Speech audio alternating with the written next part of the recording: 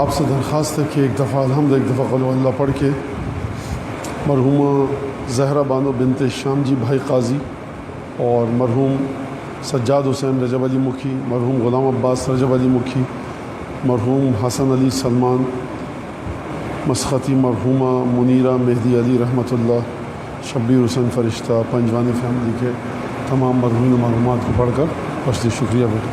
بسم اللہ الرحمن الرحیم، الحمد للہ رب العالمین، الرحمن الرحیم، مالک یوم الدین، ایاک نعبد و ایاک نستعین، اهدنا الصراط المستقیم، صراط الذین انعمت علیہم غیر المغضوب علیہم ولا الضالین۔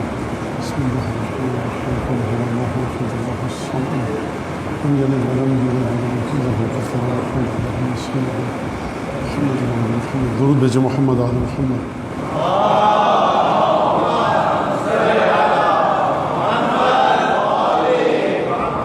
اعوذ باللہ من الشیطان الرجیم، بسم اللہ الرحمن الرحیم، الحمد للہ الذی جعل الحمد مفتاحا لذکرہ وسببا للمزید من فضلہ ودلیلا علی آلائہ وعظمتہ، والصلاة والسلام على عبده ومن وحيه وخاتم رسله سيدنا ومولانا بالقاسم محمد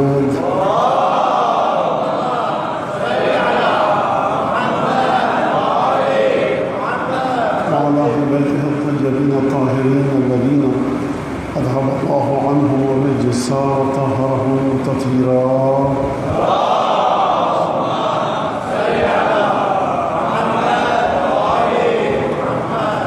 الدائم على أعدائهم أجمعين، أما بعد فقد قال الله الحكيم في كتابه المجيد: أعوذ بالله من الشيطان الرجيم، وجعلنا منهم أئمة يهدون بأمرنا لما صبروا وكانوا بآياتنا يوقنون۔ سورہ سجدہ کی 24ویں آیت امامت کا مقام صبر ہے۔ امامت کی پہلی خصوصیت یہ ہے کہ پروردگار عالم کے حکم سے امام کو امام بنایا جاتا ہے، اور پھر اس کے بعد امام کے ایمان کے بارے میں کہ جن کو پروردگار نے امام بنایا کانوا بآیاتنا یوقنون۔ کل کی گفتگو اس حد تک رہی کہ بنیادی طور سے انسان کو مومن کیسے سمجھا جائے اور انسان کو منافق کیسے سمجھا جائے، انسان کو کافر کیسے سمجھا جائے، اور قرآن مجید کی روح سے اور قرآن مجید کی آیات کے ذریعے یہ بات آپ کے سامنے پیش کی گئی، سمجھانے کی کوشش کی گئی کہ پروردگار عالم نے اور سیرت نبی کریم صلی اللہ علیہ وآلہ وسلم نے ہم کو یہ بات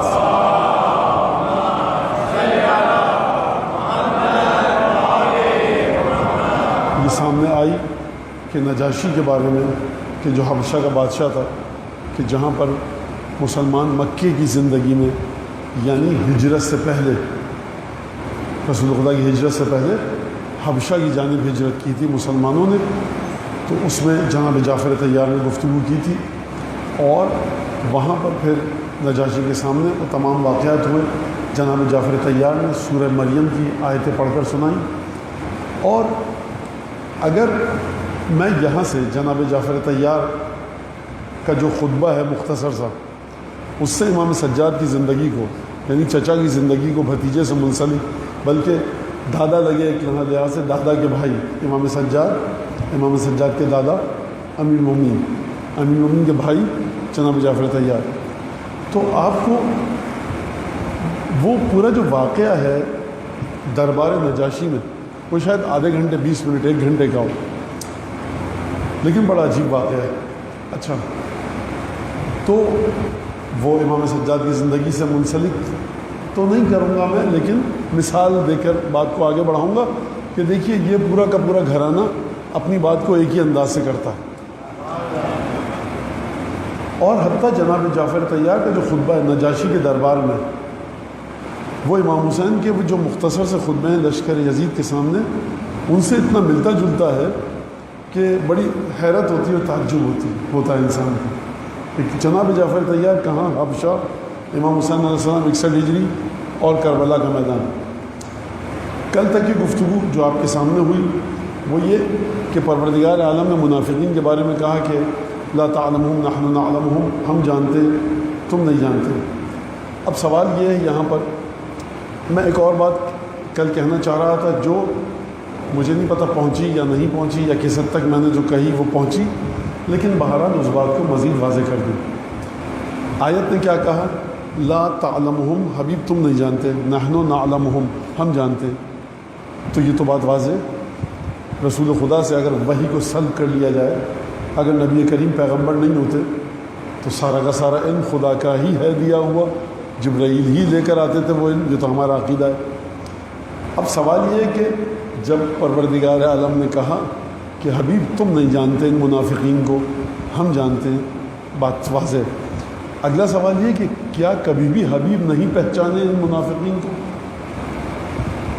ابھی میں آپ سے کہہ رہا ہوں کہ بھائی آپ یہ بات نہیں جانتے، میں جانتا ہوں، تو کیا آپ صبح تک بھی اس بات کو نہیں پہچان پائیں گے؟ کل تک، پرسوں تک، اس وقت کی حالت یہ کہ آپ نہیں جانتے، تو 5 منٹ بعد میں آپ کو بتاؤں گا کہ نہیں بتاؤں گا، وحی کے ذریعے سمجھانے کے لیے کہہ رہا ہوں۔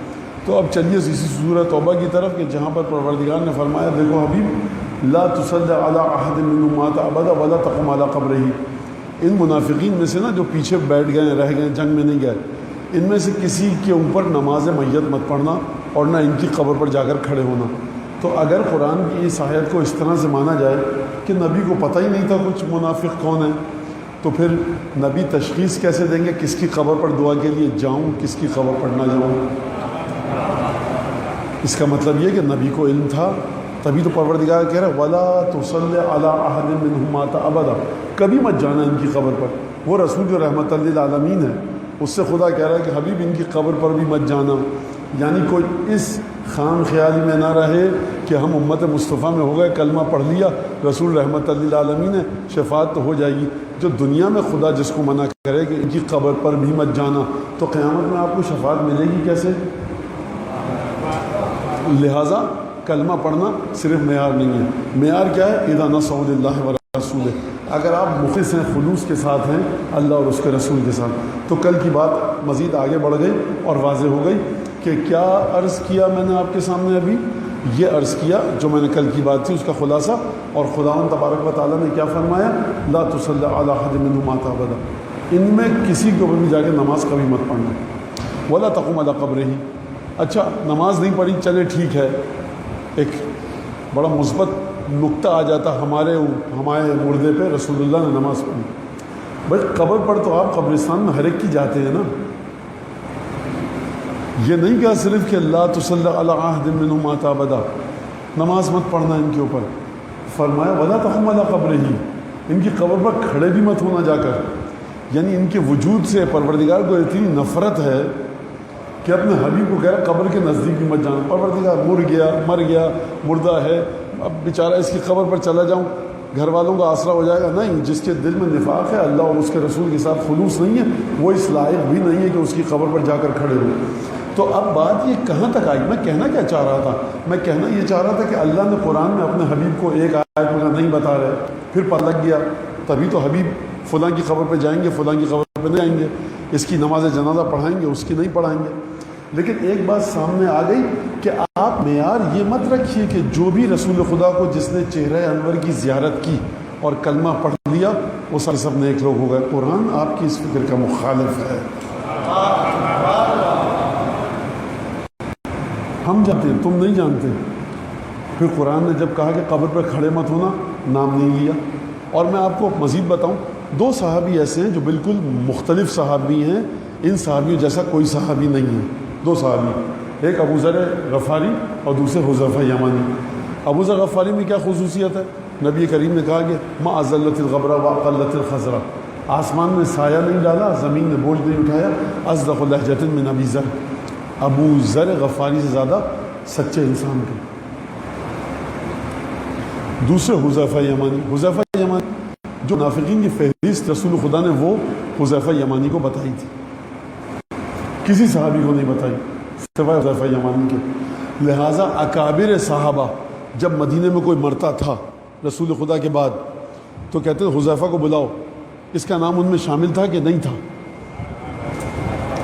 اس کا مطلب ہے اکابر صحابہ کو بھی نہیں پتا تھا کہ کون منافق ہے کون نہیں ہے۔ جب اکابر صحابہ کو نہیں پتا تو آپ جو صحابہ کے قدموں کی خاک بھی نہیں ہے، آپ کیسے دعویٰ کر رہے ہیں؟ تو دعویٰ مت کی، یہ بات مت کہیے نا جس نے رسول کے چہرے انور کی زیارت کی اور جس نے چہرے کو دیکھ کر کلمہ پڑھ لیا وہ سب کے سب نیک۔ قرآن ٹکرا رہا ہے آپ کی اس فکر سے، آپ قرآن کی توہین کر رہے ہیں، آپ صحابہ کی توہین کر رہے ہیں، آپ نبی کریم کی سیرت کی توہین کر رہے ہیں۔ خدا تو کہہ رہا ہے نبی سے کہ نبی ان پہ نماز بھی مت پڑھنا، ان کی قبر پر بھی مت جانا۔ اس کا مطلب ہے کہ نبی کو بتا دیا تھا۔ اور یہاں تک کی بات اگر یہ واضح ہو گئی تو اکابر صحابہ جب پوچھ رہے ہیں کہ حذیفہ یہ تو بتاؤ، اور اکابر صحابہ جب یہ پوچھ رہے ہیں حذیفہ ہمارا نام تو نہیں تھا ان میں، ہمارا نام تو نہیں تھا ان میں، یعنی کسی کو نہیں پتا، یہ نبی کریم کو پتا ہے مرنے کے بعد راز فاش ہوگا جس کی قبر پہ جائیں یا نہ جائیں۔ استدلال اس سے کہیں آگے تک کے ہیں اسی آیت کے حوالے سے۔ یہ آیت اس کا جو شیرین رس اور شہد نکل رہا ہے نا اس آیت سے وہ اتنی جلدی ختم ہونے والا نہیں ہے، لیکن میں آپ کے ذہنوں کو تھکانا بھی نہیں چاہتا، بات کو آگے بڑھائیں۔ کل کی گفتگو کیا ہوئی نجاشی کے بارے میں، آیت دوبارہ دہرا دوں۔ اذا سمعوا ما انزل الى الرسول ترى اعينهم تفيض من الدم مما عرفوا من الحق يقولون ربنا آمنا فاكتبنا مع الشاهدين۔ ایک ایک لفظ پر غور کیجیے گا، بڑی خوبصورت آیت ہے۔ پروردگار، کل یہ بات ہو چکی، مزید اس کو آگے بڑھاؤں۔ پروردگار ہم اور ان میں سے کچھ ایسے ہیں جب وہ سنتے ہیں جو رسول پر نازل ہوا، یعنی یہ سن رہے ہیں، فرض کیجئے انا انزلناه فی لیلۃ القدر وما ادراک ما لیلۃ القدر، ان کی آنکھوں سے آنسو کرنے لگتے ہیں اور سمجھ جاتے ہیں یہ حق ہے۔ تو اب آپ مجھے بتائیے کہ قلب میں کتنی پاکیزگی ہونی چاہیے کہ جو آیات قرآن کو سن کر سمجھ جائے یہ حق ہے۔ ترى اعینہم، تم ان کی آنکھوں کو دیکھو، تفیض من الدمع، آنکھوں سے آنسو بہنے لگتے ہیں، مما عرفوا من الحق یقولون، یہ جو حق کو پہچانتے ہیں ان کی آنکھوں سے آنسو بہنے لگتے ہیں۔ لہٰذا اس کے بعد پھر یہ کیا کہتے ہیں، پروردگار یقولون ربنا آمنا، پروردگار ہم ایمان لے آئے، فاکتبنا مع الشاہدین، ہمیں گواہوں کے ساتھ لکھ دے۔ مومنین میں سے نہیں لکھے، کل یہ بات ہوئی، مومنین میں سے نہیں لکھے۔ کیوں نہیں لکھے؟ کل کی بات اشارتاً میں نے کہی، لیکن نوجوان بھی آتے ہیں بچے، تو اب میں مزید اچھی طرح سے اس کو کھول کے رکھ دوں آپ کے سامنے۔ فاکتبنا مع الشاہدین، ہمیں گواہی دینے والوں میں سے لکھ دے، مع ان کے ساتھ، ان میں سے نہیں ان کے ساتھ۔ ایک ہے من الشاہدین، ایک ہے مع الشاہدین۔ من الشاہدین اور مع الشاہدین اتنا کو آپ ظاہر سی بات ہے کہ عام اردو میں سمجھ میں نہیں آئے گا، لیکن لطافت کلام ہے، خوبصورتی ہے آیت کی۔ مع الشاہدین، ہمیں گواہی دینے والوں کے ساتھ رکھ دے۔ اچھا گواہی دینے والوں کے ساتھ کیوں رکھے؟ کون سی گواہی دینے والوں کے ساتھ؟ کل کی آیت آپ کے سامنے سورہ منافقین کی۔ حبیب دیکھو، اذا جاءک المنافقون، جب منافقین تمہارے پاس آئیں اور یہ کہیں کہ نشہد انک رسول اللہ، آپ اللہ کے رسول ہیں، ہم گواہی دیتے ہیں، واللہ یعلم انک لرسول، اور خدا جانتا ہے کہ آپ اللہ کے رسول ہیں، اور پروردگار گواہی دیتا ہے واللہ یشہد ان المنافقین لکاذبون، اور خدا گواہی دیتا ہے کہ منافق جھوٹے ہیں۔ اب توجہ کیجیے گا، دو گواہیاں ہیں اس آیت میں۔ ایک گواہی تو منافقین کی، خدا کہہ رہا ہے کہ منافق گواہی دے رہا ہے کہ آپ اللہ کے رسول ہیں، اور خدا جانتا ہے کہ آپ اللہ کے رسول ہیں، لیکن خدا گواہی دے رہا ہے کہ منافقین جھوٹے ہیں۔ اب دو گواہیاں آ گئی، منافق گواہی دے کہ آپ اللہ کے رسول ہیں، اللہ گواہی دے منافق جھوٹے ہیں۔ تو تم کس کی گواہی کے ساتھ ان کی گواہی کو رکھو گے؟ دو گواہیاں آئیں نا، یشہد گواہی دیتے ہیں، تو کس کی گواہی کے ساتھ؟ گواہی کے ساتھ کس کی؟ پروردگار کی گواہی کے ساتھ رکھا جائے گا۔ اور کس کی گواہی کے ساتھ رکھا جائے گا؟ وہ تمام لوگ، وہ تمام ہستیاں کہ جو رسول خدا کے ساتھ جنہوں نے سچی گواہی دی، یعنی پروردگار عالم سچائی اور جھوٹ کا، سچائی اور بہتان کا جو فرق رکھ رہا ہے وہ اس میں نہیں رکھ رہا قرآن مجید کہ آپ نے رسول کی صورت مبارک دیکھی یا نہیں دیکھی، آپ نے صورت دیکھ کے کلمہ پڑھا کہ نہیں پڑھا، آپ مسجد نبوی میں نماز پڑھتے تھے یا نہیں پڑھتے تھے، بلکہ معیار یہ ہو گیا کہ حتیٰ وہ لوگ کہ جنہوں نے رسول خدا کے چہرے انور کو نہیں دیکھا، جو مدینے میں نہیں آئے، جیسے نجاشی، جیسے جناب اویس قرنی، اگر یہ اس منزل پر ہیں نصح للہ و رسول، اگر یہ حق کو پہچان لیتے ہیں، خالص طریقے سے مان لیتے ہیں، تو اب پروردگار ان کی فضیلت اتنی بلندی پہ جا کے بیان کر رہا ہے کہ ان کی زبان سے کہہ رہا ہے کہ رب پروردگار ہم ایمان لے آئے، اور پھر ان کی زبان سے کہہ رہا ہے کہ ہم کو گواہوں میں سے رکھ۔ اب قرآن میں دیکھیے جہاں جہاں پر بھی پروردگار نے جس کی گواہی کو معتبر جانا ہے، نیک جانا ہے، خوبصورت جانا ہے، ان کی گواہی کے ساتھ، ان گواہوں کے ساتھ اس کو رکھا جائے گا۔ تو اب آپ کی سمجھ میں آ گیا، اگر معیار یہ کہ نسأل اللہ و رسولہ، اگر آپ کے دل میں اللہ اور اس کے رسول کی محبت ہے تو پھر آپ زمانے کے فاصلے کو چاک کر کے، چیر کے اس مقام تک پہنچ جاتے ہیں جہاں اللہ اور اس کا رسول موجود ہے۔ اس بات کو مزید آگے بڑھاؤں کہ معیار پروردگار اعظم قرآن سورہ مجادلہ کی تقریباً کیا بلکہ آخری آیت کہ حبیب لا تجد قوما یؤمنون باللہ والیوم الآخر، حبیب تم کبھی کسی ایسے لوگوں کو نہیں پاؤ گے، یعنی آسان الفاظ میں کوئی ایسا نہیں ملے گا تم کہ جو اللہ اور قیامت پر ایمان رکھتا ہو لیکن ان سے بھی محبت رکھتا ہوں جو اللہ اور اس کے رسول کو غضبناک کرے۔ تو ایمان کا معیار کیا ہوا؟ رسول خدا کی رسالت کی گواہی دے رہا ہے، خدا کہہ رہا ہے جھوٹ بول رہا ہے۔ رسول کے پیچھے نماز پڑھ رہا ہے، خدا کہہ رہا ہے اس کی قبر پر مت جانا۔ رسول کے پیچھے نماز پڑھ رہا ہے، رسول کے ساتھ مدینے میں رہ رہا ہے، السلام علیکم یا رسول اللہ کہہ کے سلام کر رہا ہے، خدا کہہ رہا ہے اس کی قبر پر مت جانا، اس پر نماز مت پڑھنا۔ لیکن کس کے بارے میں کہہ رہا ہے کہ ان کا ایمان سچا ہے خدا پر اور قیامت پر، ان کا ایمان سچا ہے رسالت پر؟ بات آ گئی دل کی، بات آ گئی قلب کی، بات آ گئی روح کی۔ یعنی حبیب دیکھو لا تجد قوما، تم کبھی کسی ایسے کو نہیں پاؤ گے، کوئی ایسا انسان تمہیں نہیں ملے گا جو قیامت پر اور اللہ پر ایمان رکھتا ہو لیکن اس کے ساتھ ساتھ ہمارے دشمنوں سے محبت کرے۔ تو آپ کی بات سمجھ میں آ گئی، پروردگار یہاں پر قیامت پر ایمان، اللہ پر ایمان کے معیار کو یہ نہیں بنا رہا کہ کون کتنی نمازیں پڑھتا ہے، کون کتنے درود بھیجتا ہے، کون کس انداز سے رسول خدا کو سلام کرتا ہے، کون حج کتنے کرتا ہے، بلکہ کہہ رہا ہے فرما رہا ہے پروردگار کہ اگر ان کے دلوں میں اس کی مودت اور محبت ہے کہ جس نے اللہ اس کے رسول کے ساتھ دشمنی کی ہے تو نہ یہ خدا پر ایمان رکھتے ہیں نہ قیامت پر ایمان رکھتے ہیں۔ یعنی بنیاد ہر چیز کی کیا ہوئی؟ دل ہوئی۔ اذا نصحوا للہ، سورہ توبہ میں فرمایا جب ان کا دل خالص ہے اللہ اور اس کے رسول کی محبت میں، جن کی آنکھوں سے آنسو بہنے لگتے ہیں، یعنی آپ کے دل میں محبت اور مودت کس کی ہے، آپ کا دل کس کے لیے تڑپتا ہے، اگر آپ اس مرحلے پر ہیں تو پروردگار نے فرمایا کہ ہاں اگر یہ ان سے مودت نہیں رکھتے کہ جو اللہ اور اس کے رسول سے دشمنی کرتے۔ معیار کیا ہو گیا؟ بات واضح ہو رہی ہے آپ کے سامنے۔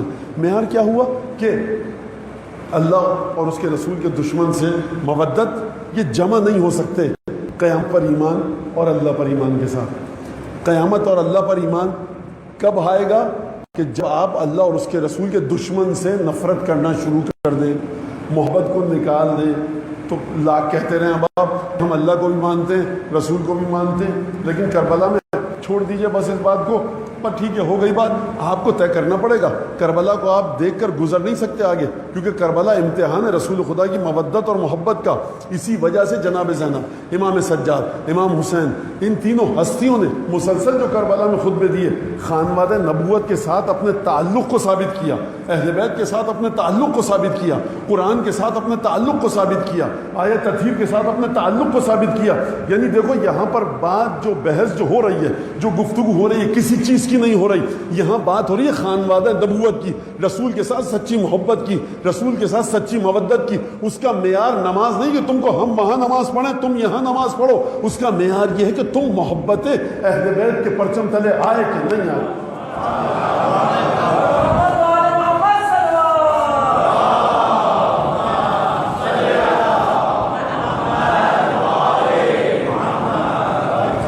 اگر یہاں تک یہ بات آ گئی تو اب وہی بات کل کی بی بی زینب کی بد دعائیں کہ دعائیں۔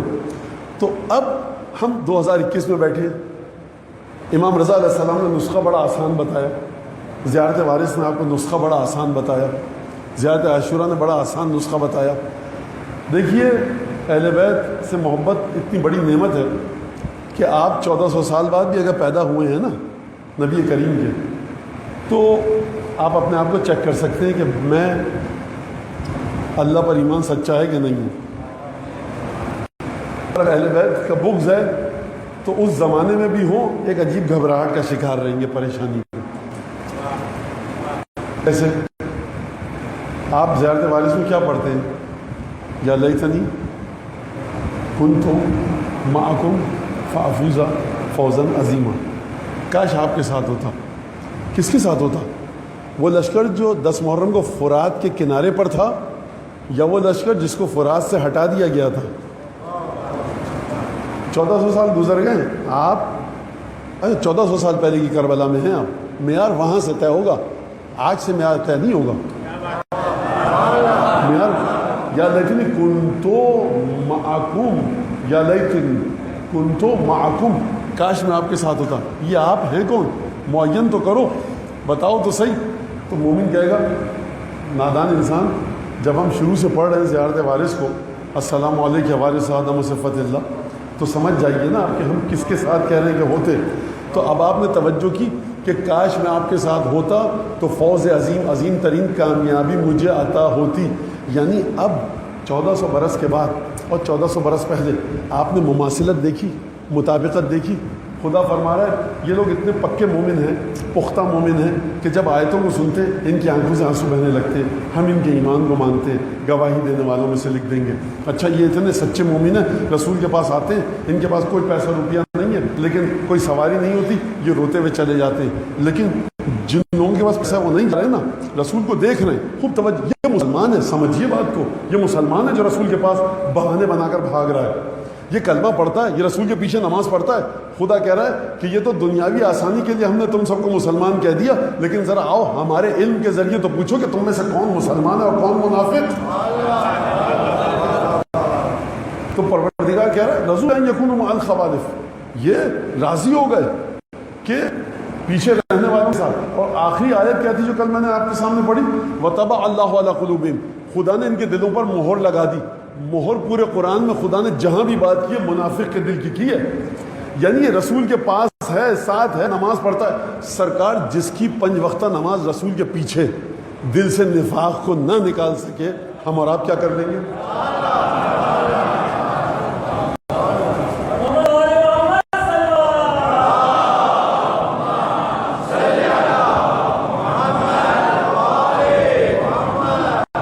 تو رسول کے پاس ہر ایک کو بیٹھا دیکھ کر, رسول کے ساتھ ہر ایک کو گفتگو کرتے دیکھ کر یہ مان لیجیے گا مومن ہے. پہلے آیات کی چھننی میں چھانیے, سیرت رسول کی چھننی میں چھانیے, پھر بات کیجیے گا. کیسے کہہ دیا آپ نے؟ قرآن کے ذریعے بات کیجیے. تو قرآن تو یہ فرما رہا. آپ نے دیکھا 1400 سال کا فاصلہ, دوبارہ سے اس گفتگو کو وہیں پہ لے گئے. 1400 سال کا فاصلہ, وہاں کا اذا نصروا للہ ورسولہ, یہ اگر مخلصانہ جذبات رکھتے ہیں اللہ اور اس کے رسول سے تو پھر کوئی حرج نہیں ہے. ان کی کوئی پکڑ کی, گرفت کی کوئی جگہ نہیں ہے. یہ بڑے اچھے لوگ ہیں, نیک لوگ ہیں, لیکن اگر پیسے والے ہیں, مال و دولت ان کے پاس ہے, لیکن اس کے باوجود بھی یہ لوگ, یہ انسان اس طرح کے ہیں کہ نہیں آنا چاہتے, تو پھر ان سبیل الذین, یہ سبیل ان کے اوپر, پکڑ ان کے اوپر ہے کہ یستأذنون کا اجازت لیتے ہیں, وہ میاں پیسے والے. تو پروردگار دل کی بات کر رہا ہے. اب اگر دل کی بات آ گئی تو سورہ مجادلہ نے کیا کہا دل کی بات کے سلسلے میں, قلب اور روح کی بات کے سلسلے میں, کہ حبیب دیکھ لو تم, اگر یہ تمہارے اور ہمارے دشمن سے محبت کرتے تو لا کے کہتے ہیں لا الہ الا اللہ, ہم قیامت پر ایمان لائے, ہم ان کو مومن نہیں مانیں گے. سورہ مجادلہ کی آخری آیت. تو آپ بات سمجھ رہے ہیں, مسلسل بات جو ہے وہ کس کے گرد گھوم رہی ہے؟ قلب کے گرد. اب کوئی یہاں سے یہ نہ سمجھے کہ مولانا عمل کو بے عملی یا بد عملی کی دعوت دے رہے ہیں. یہ مسلسل کہا ہے میں نے, جو عبادت نہیں کرتا, واجبات انجام نہیں دیتا, مستحق عذاب ہے. جس پر جو عبادت واجب ہے اس کو انجام دینی ہے, مستحق عذاب ہے. گفتگو یہ نہیں ہے ہماری گفتگو یہ ہے کہ عبادتوں کے بیج کو کس زمین میں بوئیے گا.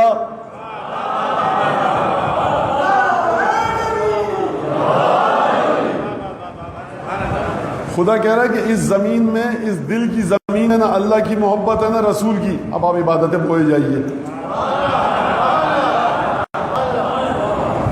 کچھ بھی نہیں نکلے گا نا. ہمیشہ کلمہ طیب کے بعد عبادتیں آسمان کی طرف جاتی ہیں. لہٰذا معیار کو سمجھیے. تو 1400 سال کا فاصلہ آپ نے سمجھا. اب امام رضا علیہ السلام آپ کو ایک معیار دے کر جا رہے ہیں. شکریہ.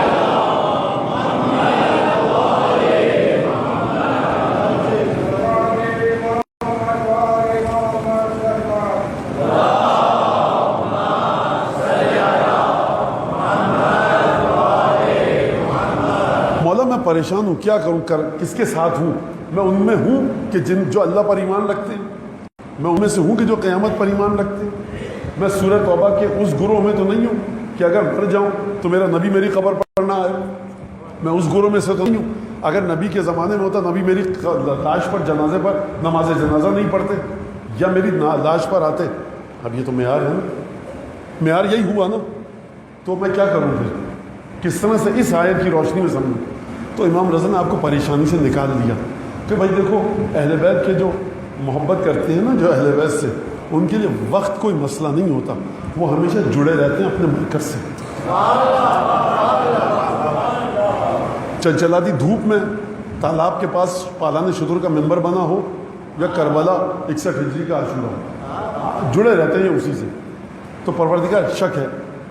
امام رضا السلام نے فرمایا یبن شبیب ان سرک ان یکون لک ثواب من استشهد مع الحسین. شبیب کے بیٹے اگر تجھے بات اچھی لگتی ہے, اگر تجھے پسند ہے, یعنی بارگاہ امامت میں جبر نہیں ہے. کیوں نہیں ہے جبر؟ کبھی سوال کیا ہم نے؟ امام کبھی جبر کے ذریعے کوئی کام نہیں کرواتا. کیوں؟ کیونکہ امامت نام ہی ہے محبت اور عشق کا. محبت اور عشق کا مرکز ہے دل. امام کہیں گے میں تلوار تمہاری گردن پر رکھ دوں اور تم سے کہوں کہ مجھ سے تم نفرت یا محبت کرو, تم کر نہیں سکتے. ابھی اسی بات کو میں آگے بڑھاؤں گا, پھر نتیجہ کا آپ کو دوں گا. لہٰذا امام نے کیا فرمایا, شبیب کے بیٹے اگر تمہیں بات اچھی لگتی ہے, اختیار ہے, اپنے کو چیک کرو اس حدیث کے ذریعے. اگر تمہیں یہ بات اچھی لگتی ہے کہ تم بھی اس ثواب میں شریک ہو کہ جو امام حسین کے اصحاب شہدائے کربلا کو جو ثواب ملا, تم بھی اگر اس ثواب میں شریک ہونا چاہتے ہو, تو جب بھی وہ یاد آئیں, جب بھی کربلا کے شہداء یاد آئیں, یہاں پر رک جائیے. بڑی حساس گفتگو ہے. کربلا میں 70% کم ترین تعداد 72 ہے, زیادہ سے زیادہ میں نے کہا 100 سے زیادہ ہیں, 108, 109, 102 کے قریب. کربلا میں صرف یہی تو نہیں شہید ہوئے امام حسین کے اصحاب, پسر سعد کے اور شمر کے لشکر کے لوگ بھی تو مارے گئے تھے نا. دن ایک ہے, خطہ ارضی بھی ایک ہے, گھڑی اور لمحہ اور لحظہ بھی ایک ہے, انداز جنگ بھی ایک ہے, فرق صرف جہتوں کا ہے, ادھر اور ادھر. شبیب کے بیٹے تم طے کرو کہ تم ادھر ہو یا ادھر ہو. یا رسول اللہ 1400 برس بعد کیسے طے کریں ہم ممبر پہ بیٹھ کے اس مسجد امام باڑے کے 1400 برس بعد؟ امام رضا فرمائیں گے جب بھی یاد آئے نا شہدائے کربلا, تو جب رسول اللہ مجھے نہیں پتا شہدائے کربلا کس کو کہہ رہے ہیں آپ, شمر کے لشکر کو کہہ رہے ہیں شہداء یا امام حسین کے لشکر کو؟ سوال تو کر سکتے ہیں نا مجھ جیسا نادان. تو اب یہ آپ کے دل کی بات ہے کہ آپ جس انسان کو کربلا میں, جس لشکر کو رسول سے جڑا ہوا سمجھیں گے, اسی کو تو کہیں گے نا وَلَا تَقُولُوا لِمَنْ يُقْتَلُ فِي سَبِيلِ اللَّهِ أَمْوَاتٌ. بھائی آپ 1400 برس بعد طے کیجئے اللہ کے رستے پہ کون مارا گیا. اگر پسر سعد کا لشکر مارا گیا آپ ان کے ساتھ جی اٹھنے کی دعا کیجئے. اگر ہم کہتے ہیں کہ اللہ کی سبیل اور اللہ کے رستے پر حسین کا لشکر تھا تو ہم ان کے ساتھ جی اٹھنے کی دعا کریں گے. ڈرنے کی بات کون سی ہے؟ گھبرانے کی اور جھگڑے کی بات ہی نہیں کوئی اس میں. تو آپ نے امام نے فرمایا جب بھی تمہیں شہدائے کربلا یاد آئیں, کون؟ جو حسین کے ساتھ شہید ہوئے. اچھا تو وہ ادھر والے جو تھے وہ شہید نہیں تھے؟ نہیں تھے, دونوں مسلمان تھے, کلمہ پڑھتے, تلوار ختم کیجئے. نہیں, کربلا سے آسانی سے نہیں گزر سکتے. کربلا کو طے کر کے آگے بڑھنا پڑے گا کہ کون حق پر تھا کون باطل پر تھا.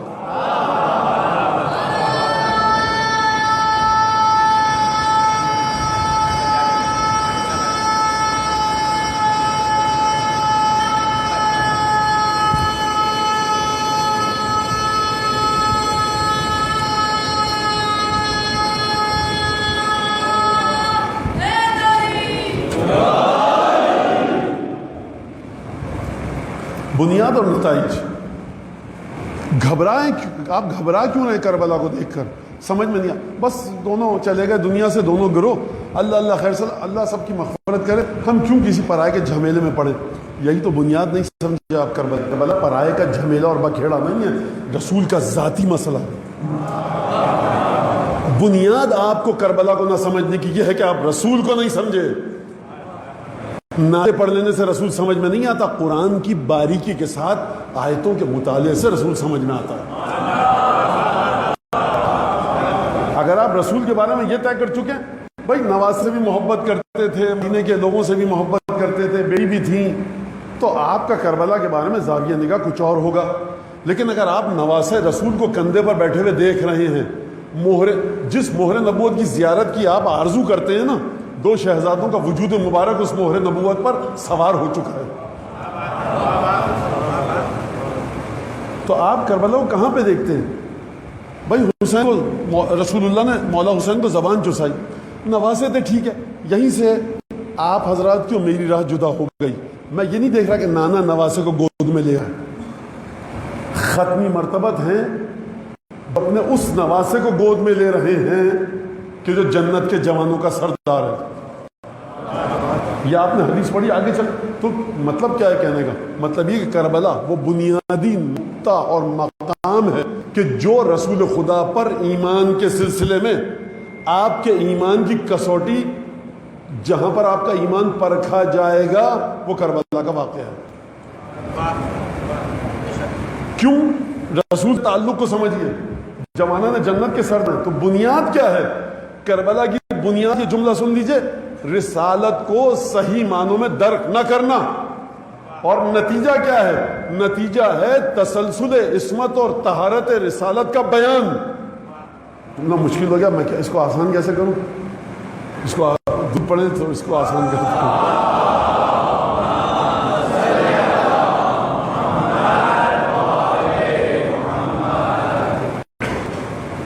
بنیاد تو سمجھ میں آ گئی، رسالت نہیں سمجھے، کربلا واقع ہو گئی. اور نتیجہ کیا ہے؟ نتیجہ یہ کہ رسول جو دنیا سے چلے گئے نا، اور تم کہتے ہو کہ بس عصمت کو اپنے ساتھ لے کر چلے گئے، معصوم رسول تھے لے کر چلے گئے، تو آئے تطہیر اور آئے مباہلہ کو کہاں رکھو گے؟ انا آتینا کل کوثر کو کہاں رکھو گے؟ تو بنیاد ہے عدم درک رسالت، نتیجہ ہے تسلسل طہارت رسالت. یعنی تم نے پہلے غلطی یہ کی کہ رسالت کو نہیں سمجھے، کربلا واقع ہوئی. دوسری غلطی یہ کی کہ سمجھے رسول چلے گئے، عصمت کو اپنے ساتھ لے گئے. نہیں، رسول کی عصمت کا مسلسل تسلسل ہے. درود پڑھیں محمد آل محمد.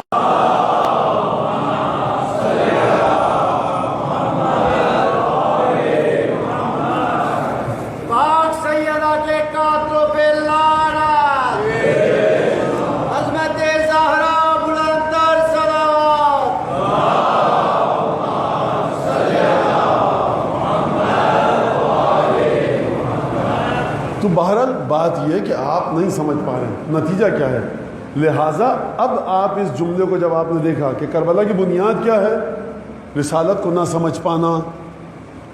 اور میں تکلف سے کیوں کام لوں؟ کربلا کی بنیاد یہ کہ رسالت کو زبانی کلامی طریقے سے مان لینا، دلوں میں بغض رسالت رکھنا.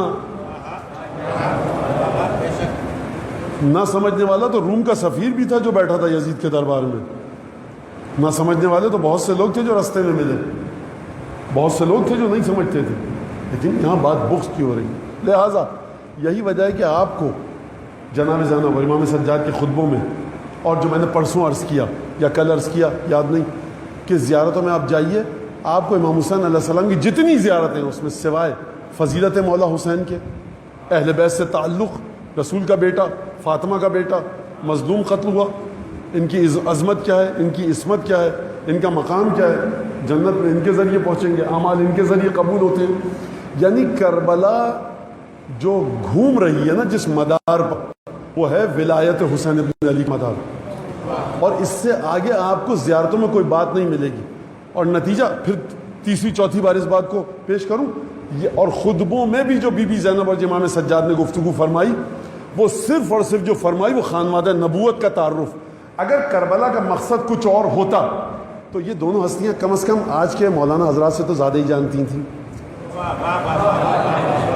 امام باقر میرے خیال سے کچھ زیادہ جانتے تھے کچھ ہم سے، ایسا ہے نہیں ہے. اب جو اردو کی گہرائیوں سے واقف نہیں وہ کہے گا مولانا سوال کر رہے تھے، نہیں، جس کی سمجھ میں آ گیا اس کی سمجھ میں آیا، جس کی نہیں سمجھ میں آیا وہ نہ سمجھے. امام جعفر صادق علیہ السلام ہم سے آپ سے زیادہ سمجھتے تھے کہ نہیں سمجھتے تھے؟ تو ان کی دیکھیے کربلا کا تعارف. لہذا یہی وجہ ہے کہ امام سجاد علیہ الصلوۃ والسلام، اب آپ آئیے کہ امام سجاد علیہ الصلوۃ والسلام جب یہاں تک اگر آپ کے ذہن میرے ساتھ ساتھ آ گئے اب 61 ہجری میں مدینہ واپس آئے ہیں، امام سجاد کو امامت کی ذمہ داریاں سنبھالنی ہیں۔ امام سجاد علیہ السلام کو جو پہلا مرحلہ امامت کا ہے، پہلا لمحہ، پہلا لحظہ، جب لشکر نے خیمہ گاہ پر حملہ کیا، تلوار اٹھائی شر نے قتل کرنے کے لیے، کہا گیا کیوں قتل کر رہے ہو، خود بیمار ہے، خود مر جائے گا، اس کے خون سے کیوں ہاتھ رنگ رہے ہو؟ مقاتل کا جملہ ہے کہ حکم دیا گیا ہے، عبید اللہ بن زیاد نے حکم دیا ہے کہ حسین کے لشکر میں حسین کے کسی بھی بیٹے کو زندہ مت چھوڑنا۔ آپ نہیں، بات امام حسین سے بیعت تک بھی نہیں ہے، بلکہ بات یہ ہے کہ نسل امام حسین کو ختم کرو۔ اس کی وجہ کیا ہے؟ اس کی وجہ خیر وہ میں اشعار یزید کے آپ کے سامنے پڑھ چکا ہوں جو اس نے تمثل کیا تھا، یعنی یہ حالت ہے۔ اور پھر کربلا، کوفہ، شام، امام سجاد مدینے آئے۔ اب امام سجاد کون ہے؟ امام معصوم ہے۔ تھوڑا سا اب آج یہ سن لیجیے کہ امام سجاد نے کس طرح سے کار امامت کو انجام دیا، امامت کی ذمہ داریوں کو آگے بڑھائے۔ مدینہ میں فسق و فجور بہت عام ہو چکا ہے، ناچ گانے کی محفلیں بڑی آسانی سے جم جاتی ہیں۔ الناس علی دین ملوکہم، لوگ اپنے بادشاہوں کے دین پر ہوتے ہیں۔ بادشاہ کا دین کیا ہے؟ بادشاہ کا دین یہ کہ مسجد نبوی میں گھوڑے باندھ چکا ہے، بادشاہ کا دین یہ کہ خانہ کعبہ کی بے حرمتی کر چکا ہے، بادشاہ کا دین یہ یزید کا کہ مدینہ طیبہ قبر مطہر رسول خدا اس کی بے حرمتی کر چکا ہے، مدینہ کے اندر قتل و غارت گری، ظلم و بربریت کا بازار گرم ہو چکا ہے۔ الناس علی دین ملوکہم، جب آپ کوئی شہر میں غلط کام ہو قانون کے خلاف تو کس کے پاس جائیں گے؟ شہر کی اتھارٹیز کے پاس، اور شہر کی اتھارٹیز نے سب سے بڑا ہی گناہ گار ہوں، سب سے بڑے مجرم ہوں، اور شہر میں جتنے بھی کسی گناہ ہو رہے ہوں وہ انہی کی ناک کے نیچے ہو رہے ہوں، تو آپ کی شکایتوں کیا سنیں گے؟ تو اگر شکایتوں کو لے کر جایا جائے دمشق، تو دمشق کے دربار میں بھی یہی ہو رہا ہے جو مدینے میں ہو رہا ہے، تو پھر اعتراض کس بات کا ہوگا؟ امام سجاد کیا کرے؟ امام سجاد مقام امامت پر ہیں۔ اگر مدینے میں رقص اور موسیقی کی محفلیں جم رہی ہیں تو العیاذ باللہ خاکم دہن امام سجاد کے شاگردوں کو تربیت کریں گے، تم بھی جا کے بانسری بجاؤ اور تمبورا بجاؤ، ان سے اچھا بجاؤ، پھر ان کو لے کر آؤ مکتب اہل بیت کی خوبصورتی بتاؤ۔ شان امامت یہ نہیں ہے، یعنی آپ جس غلیظ جگہ پر جا کر کام کر رہے ہیں، شان امامت یہ نہیں ہے کہ امام اس جگہ پر آ کر آپ کا مقابلہ کرے۔ مشکل سمجھا امام سجاد کی۔ دوسرا مسئلہ کیا ہے؟ دوسرا مسئلہ یہ ہے کہ خاندان بنو امیہ سید الشہداء کو قتل کر چکا ہے۔ کس کو قتل کر چکا ہے؟ سید الشہداء کو۔ کون سید الشہداء؟ رسول کا نواسا، سب کو پتہ ہے، سب کو علم ہے۔ یہ جو مدینہ پر حملہ ہوا تھا، یزید نے اپنی فوج کو بھیجا تھا، یہ حملہ کیوں ہوا تھا؟ یہ حملہ اس وجہ سے ہوا تھا کہ جب یہ لٹا ہوا قافلہ مدینہ پہنچا اور تفصیل بتائی گئی کربلا کے واقعے کی کہ ان کے اوپر یہ ظلم ہوئے، ایک ایک ظلم بتایا گیا، مدینہ میں غم و غصے کی ایک لہر دوڑی، رسول کے نواسے کو قتل کیا گیا، یعنی پنجتن کے آخری تن کو قتل کیا گیا۔ تو ایک دفعہ مدینہ سے وفد گیا، جا کر دیکھا دربار یزید کو کہ ہاں فسق و فجور کی محفلیں، واپس آئے، اطلاع دی، مدینہ کے لوگوں نے کہا کہ ہم نے یزید کی بیعت کو توڑ دیا، ہم یزید کو اپنا حاکم نہیں مانتے۔ یہ خبر گئی تو وہاں سے سزا کے طور پر اس فوج کو بھیجا گیا۔ یعنی امام حسین علیہ السلام کا قتل اتنا عظیم گناہ تھا کہ جس کے بعد مدینہ کے لوگوں نے بیعت کو توڑ دیا۔ نتیجہ یہ نکلا اس کا۔ دیکھیں میں یہ نہیں کہنا چاہ رہا امام حسین اس وجہ سے گئے کہ مدینہ کے لوگ بیعت توڑے، نہیں، میں یہ نہیں کہہ رہا، میں کہہ رہا ہوں نتیجہ مدینہ کے عوام کے لیے نکلا۔ تو جب انہوں نے نواسہ رسول کو قتل کر دیا کہ جس کو لوگ دیکھ چکے تھے کہ رسول اپنے شانے پر بٹھا رہے ہیں، ممبر چھوڑ کے نیچے اتر رہے ہیں، اپنی زبان چسا رہے ہیں، ناقہ بن رہے ہیں، گلی میں رسول خدا خاک آلود زمین پر چاروں ہاتھ پیروں کے بل چل رہے ہیں حسین ابن علی کو پشت پر بٹھا کر۔ مورخین واقعہ نقل کرتے ہیں، مسلمان تمام، آپ نے سنا ہے، مشہور ہے واقعہ کہ نماز میں رسول خدا کی پشت پر حسین ابن علی سوار ہو گئے۔ تو اس ہستی کو جب قتل کر دیا، اب کون ہے انسان ایسا کہ جو یزید کی آنکھوں میں آنکھیں ڈال کے بات کرے؟ آپ سمجھے حالت اس سماجی، معاشرتی اور سوشل اسٹیٹس کیا ہے مسلمانوں کا۔ یہی وجہ امام سجاد نے فرمایا مکہ اور مدینہ میں ملا کر ہمارے 20 سچے چاہنے والے بھی نہیں ہیں۔ اب یہاں پر امام اہل بیت کے مکتب کا درس بھی دے امام اپنے جد کی احادیث کو بھی بتائیں کہ جو 50 سال تک احادیث کے لکھنے پر پابندی تھی، امام کو وہ امت ملی، امام سجاد کو وہ قوم ملی ہے مدینے کی کہ جو حدیثوں سے بالکل بے بہرا ہے۔ 250 حدیثیں ملتی ہیں، محققین کہتے ہیں 250 حدیثیں جو کہ امام حسین علیہ السلام سے نقل ہوئی ہیں۔ امام حسین علیہ السلام ایک لحاظ سے دیکھا جائے تو 20 برس اور ایک لحاظ سے دیکھا جائے تو 10 برس۔ امیر المومنین 40 ہجری میں شہید ہوئے، 60 ہجری میں امام حسین 20 برس زندہ رہے امیر المومنین کے بعد۔ امام رہے 10 برس، تو 20 برس میں تھے تو نواسہ رسول سب آیت تھی، اور 10 برس اکیلے تنہا امام ہے۔ 10 برس پھر بھی اگر آپ تقسیم کریں تو ایک سال میں 25 حدیثیں امام حسین نے بیان کی ہیں۔ یہ کیا مدینہ؟ یہ امام حسین کا حق تھا کہ 25 حدیثیں تم ان سے سنو۔ کیوں نہیں پوچھا جا کر امام حسین؟ کچھ تو پوچھتے، یعنی سب بڑے پڑھے لکھے فاضل ہو چکے تھے۔ آپ سوچ تو دیکھیے، حلقہ درس تھا امام حسین کا مسجد نبوی میں، درس دیتے تھے مولا، لیکن جو حدیثیں آئی ہیں وہ 250 300 کے قریب۔ تو یہ عجیب بات نہیں لگتی؟ 250 کوئی آپ سے پوچھے گا آپ نجف میں رہتے تھے، قم میں مرج تقلید کے گھر کے برابر میں، روزانہ اس کو دیکھتے تھے، کتنے مسئلے سیکھے آپ نے 20 سال میں؟ آپ کے 25 صرف مرج تقلید تھا، روزانہ بھی اگر 10-15 مسئلے سیکھ لیتے۔ اچھا یہ آپ نے نہیں پوچھا، آپ نے یہ نہیں پوچھا کہ فلاں چیز، آپ نے فلاں زیارت کا ثواب نہیں پوچھا۔ ارے آپ تو نجف میں رہتے تھے، آپ نے امیر المومنین کی زیارت کا ثواب نہیں پوچھا مرج تقلید سے؟ وہ کامن سینس میں آنے والی بات ہے۔ تو کتنا آپ کے اوپر لوگ اعتراض کریں گے؟ 250 حدیثیں 10 سال میں، تو یہ عجیب بات۔ امام سجاد یہ معاشرہ ملا۔ اب امام کریں تو کیا کریں؟ مقابلہ ہے گویوں سے، تنبورہ اور ساز اور آواز بچانے والوں سے، موسیقی محفلیں جمانے والوں سے، مقابلہ ہے بنو امیہ کے خاندان سے، مقابلہ ہے کن سے کہ جو ڈرے اور سہمے بیٹھے ہیں۔ امام اب کریں تو کیا کریں؟ ایک تو یہ، دوسرا مسئلہ خانوادہ نبوت کی عظمت کو بیان کرنا، خانوادہ رسالت کی عظمت کو بیان کرنا، کریں تو کیا کریں امام؟ یہ سوال یہاں تک سمجھ میں آ گیا آپ کے؟ اچھا اب چلیے دوبارہ ذرا اس طرف، ادھر کی بات ہو گئی، ادھر چلیں۔ ادھر کیا ہے؟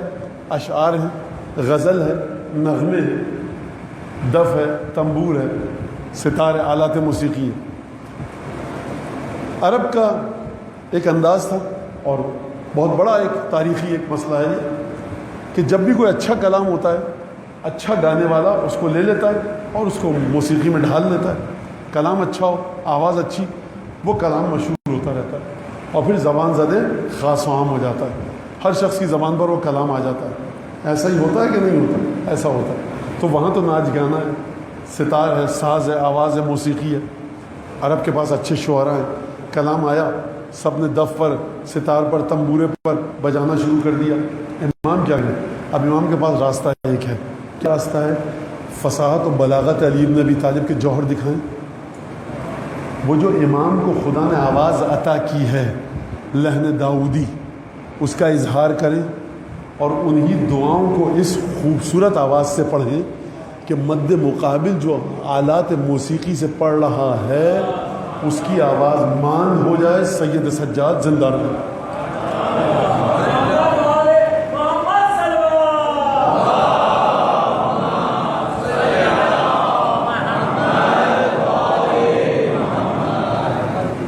جو انیس نے کہا حضرت علی اکبر کی اذان کے بارے میں، دیکھیے میں نے کہا نا کہ ایک تسلسل آپ کو نظر آئے گا ان سے جو جڑا ہوا ہے نا، ان کے گھر سے۔ غیر معصوم بھی اگر وہ جعفر طیار، غیر معصوم 14 معصومین میں نہیں ہے، تب بھی خوبور، رنگ و ڈھنگ، انداز، تیور وہی نظر آتے ہیں جو معصوم کے۔ یعنی یہ خانوادہ بتانا چاہتا ہے کہ ہمارے پاس جب آؤ گے تو اگر ہم سب متصل ہیں تو وہی چیزیں پاؤ گے۔ بہرحال تو جو انیس نے کہا نا کہ یہ حسن صوت اور یہ قرات، یہ شد و مت، حقا کی افصح الفصحا ہے انہی کا جد، لہجہ ہے گویا حضرت داؤد باخرہ۔ یا رب رکھے صدا کو زمانے میں تعبت، شعبے صدا میں پنکھڑیاں جیسے پھول میں بلبل چہک رہا ہے ریاض رسول میں۔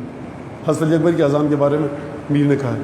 اور یہ جو میں نے پڑھا، اب جو بچے شوق رکھتے ہیں جا کر دیکھیں گے اس کو، وہ دیکھیں یہ جو بند یہ اتنا اونچا نہیں ہے، اس کے بعد جو 4-5 بند ہیں وہ انیس آسمان پہ چلے گئے۔ بل پھر اس کے بعد لے کر نماز اصحاب سید الشہداء کو اور سید الشہداء کی نمازوں کو اور سید الشہداء کے جو 18 بنی ہاشم تھے اور سید الشہداء کے انصار، پھر وہ اگلے جو 3-4 بندے ہیں وہ آسمان پہ جا چکے ہیں، پھر وہ زمین پہ نہیں رکے، وہ اتنے بلند بندے ہیں، لیکن تو لہجہ گویا حضرت داؤد باقر ہے۔ اب امام نے کیا کیا؟ امام، میں نے کیا کہا؟ یہدون بامرنا۔ کیا مطلب یہدون بامرنا؟ امام کا وجود مجسم ہدایت ہے، امام کا وجود مجسم ہدایت ہے۔ امام یعنی کیا مطلب؟ وجہ اللہ، خدا کا چہرہ ہے۔ اچھا یہ بچے جو ہے نا مولانا، وہ کسی نے سنا ہم نے کہ خدا کا چہرہ امام نہیں ہے، یہ دوسرے معنوں میں زیارت میں آیا ہے، اسی لیے کہتا ہوں زیارتیں پڑھیے، دعائیں پڑھیے آپ، امام خدا کا چہرہ وجہ اللہ۔ اب اس کی تفسیر کیا کی گئی اصول کافی میں، وہ پھر کسی اور وقت لیے، تو امام خدا کا چہرہ ہے۔ کیا مطلب خدا کا چہرہ ہے؟ آپ کہتے ہیں بچوں کے لیے اب کیا کروں؟ مولانا لگتا ہے غصے میں، کیسے پتا؟ چہرہ سرخ ہو گیا۔ مولانا بڑے خوشی دے ہیں، کیوں؟ چہرے کا رنگ ایسا ہو گیا۔ مولانا صاحب پریشان تھے ممبر پہ، چہرے پہ یہ رنگ تھے، تو آپ مزاج کو سمجھتے ہیں چہرے کے ذریعے۔ خدا آپ کے ماں باپ کو سلامت رکھے، اور جو چلے گئے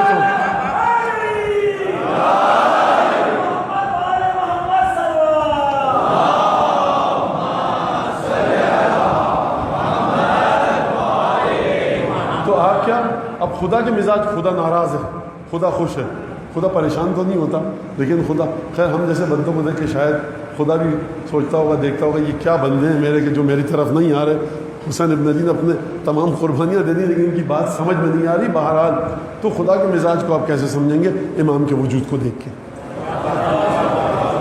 خدا امام خدا کا چہرہ، تو امام ہدایت کرتا ہے کیسے؟ یہدون بامرنا، خدا کے امر کے ذریعے۔ جب خدا کے امر کے ذریعے کرتا ہے تو خدا کا امر کیا ہے؟ خوب توجہ کیجیے گا، بہت آسان اور حساس بات ہے، بڑی فیصلہ کن بات ہے۔ خدا کا امر کیا ہے؟ جنگ خیبر میں جاتے امیر مومنین گھوڑا دوڑاتے ہوئے در خیبر کے سامنے 2 رکعت نماز پڑھتا ہوں میں قربتاً اللہ۔ آپ کہتے خدا کا امر یہی تھا، لیکن کیا کیا مولا نے؟ مرحب کو زمین چٹوائی اور 4 انگلیاں گڑائیں، اکھاڑ لیا۔ اب آپ کہہ رہے ہیں خدا کا امر یہ ہے۔ اگر نماز پڑھتے آپ کہتے خدا کا امر یہی تھا۔ اچھا علی نے نماز نہیں پڑھی وہاں پر، فرض کیجئے، جا کر انگلیاں گڑائیں اور کھیڑ دیا دروازہ خیبر، تو خدا کا امر یہ ہے۔ تو خدا کا امر آخر سمجھیں گے کیسے آپ کہیں مولانا ہمیں کیا پتا، جو ہمارا امام کرے گا وہی خدا کا امر ہے۔ لہٰذا آپ یہ اچھا امیر مومنین کے بارے میں آپ کو کوئی نہیں دکھے گا کہتا ہوا کہ اتنی خوبصورت آواز سے دعا پڑھتے تھے، اتنی خوبصورت دعائیں پڑھتے تھے۔ کیوں؟ کیونکہ امر الہی یہ ہے کہ اس وقت دروازہ خیبر کو اکھیڑو۔ امر الہی یہ ہے کہ گھر میں بیٹھ کر سلمان اور مقداد اور ابو ذر اور عمار یاسر اور ان تمام شاگردوں کی تربیت کرو۔ امر الہی یہ ہے کہ اب مدینہ چھوڑ کر جاؤ کوفے۔ امر الہی یہ ہے کہ اب سر سجدے میں رکھو، ابن ملجم تلوار لگا دے، لگانے دو۔ امر الہی یہ ہے۔ اب امر الہی یہ ہے کہ اب حملہ کرو۔ اب امر الہی ہے بستر پر سو جاؤ۔ امر الہی کے گرد اب جب امام سجاد تک امر الہی آیا تو اب امام امر الہی کے ساتھ ساتھ چلتا ہے۔ کیا مطلب؟ اب امام سجاد نے وہ معجزہ دکھایا اپنی آواز کے ذریعے جس کی ضرورت تھی۔ جنگ خیبر میں ضرورت نہیں تھی اس معجزے کی، وہاں پر 4 انگلیاں گڑا کر نکالنا تھا دروازے کو۔ جب کربلا کے بعد معجزے کی ضرورت ہے کہ سید سجاد اپنی اس آواز کا اظہار کریں، لہجہ ہے گویا حضرت داؤد باخرت، یا رب رکھس صدا کو زمانے میں تا ابد۔ اب امام سجاد کو اپنے اس لہجے کو آشکار کرنا ہے، اظہار کرنا ہے۔ اچھا یہ تو ہو گیا لہجہ، آواز۔ گانے والی اور گانے والیاں مدینے میں بہت سی ہوں، اب لوگوں کو اس طرح متوجہ کرنا ہے۔ نعوذ باللہ یہ شان امامت کے مطابق میں بات نہیں کر پا رہا، میں کیا کروں کہ بچے بیٹھے اور اس سطح پر آ کر بات کروں، نہ وہ الفاظ استعمال کر سکتا ہے انسان، نہ وہ مثالیں، کیا کرے؟ اب میں یہ کہوں کہ امام ان کا مقابلہ کر رہے ہیں، حاشا و کلا، کہاں وجود ہے حضرت سید سجاد اور کہاں نجاست امام سجاد، نجاست کا مقابلہ، یہ سب باتیں نہیں ہیں۔ لیکن یہ مشکل یہ آن پڑی ہے کہ وہ اس طرح سے بات نہیں کر سکتا، بات کر مولانا بات ہی سمجھ میں نہیں آئی۔ تو امام سجاد کو اس انداز سے کہ معاشرے کے لوگ نجاستوں سے دور ہو کر طہارت سجادیہ کی طرف آئیں، اس معجزے کو آشکار کیا جائے۔ یعنی کس معجزے کو؟ رسول خدا جس طرح سے قرآن لائے تھے، اب زبور آل محمد کو آشکار کریں گے امام سجاد۔ یہ تو ہو گیا آواز کا مسئلہ۔ ان کے پاس بڑے بڑے شاعر بھی ہیں، ان کے پاس بڑے بڑے نظم لکھنے والے بھی ہیں، تو اب امام سجاد کیا کریں؟ اب دعائیں اس فصاحت و بلاغت کی ہوں گی کہ اس زمانے میں جتنے گویے تھے ان کا نام و نشان مٹ گیا، اگر باقی ہے تو صحیفہ سجادیہ۔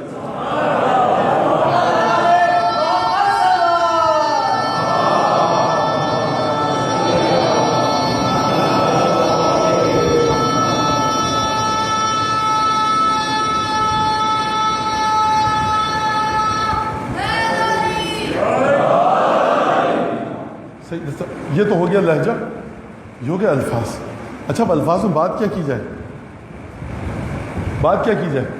اور دیکھیے عید آتی ہے، وہ تنبورہ اور ستار اور ڈھول تاشا لے کر ناچ گانا شروع کر دیتے ہیں۔ بقرعید آئی، جو مدینہ مخالف لوگ ہیں وہ یہ کرتے ہیں، ہر خوشی کے موقع پر وہ ایک ناچ گانے کی محفل اور موسیقی کی محفل جمتی ہے۔ امام سجاد کیا کریں؟ شب عید کی دعا، بقرعید کی دعا، عرفے کی دعا، جمعے کی دعا، توبہ کے لیے دعا، والدین کے لیے دعا، قرضے کی دعا، زندگی کی جتنی مشکلات ہیں اس کی دعائیں۔ اچھا یہ تو ایک دو تین مسئلے سمجھ گیا۔ اب مسئلہ یہ ہے کہ سب سے بڑا جو اہم خطیر ترین کام ہے وہ کیا ہے؟ دعائیں بتانا مقصود نہیں ہے، ان کو نمازی بنانا مقصود نہیں ہے۔ نصحوا للہ و رسولہ، اللہ اور اس کے رسول کی محبت پیدا کرو دل میں۔ وہ کیسے آئے گی؟ وہ محبت اہل بیت کے بغیر تو آ نہیں سکتی۔ تو محبت اہل بیت کے لیے کیا کیا جائے؟ اب امام سجاد کی دعاؤں کو دیکھیے، صرف دعائے مکارم الاخلاق ایک دعا 22 مرتبہ امام سجاد نے وہاں پر درود بھیجا۔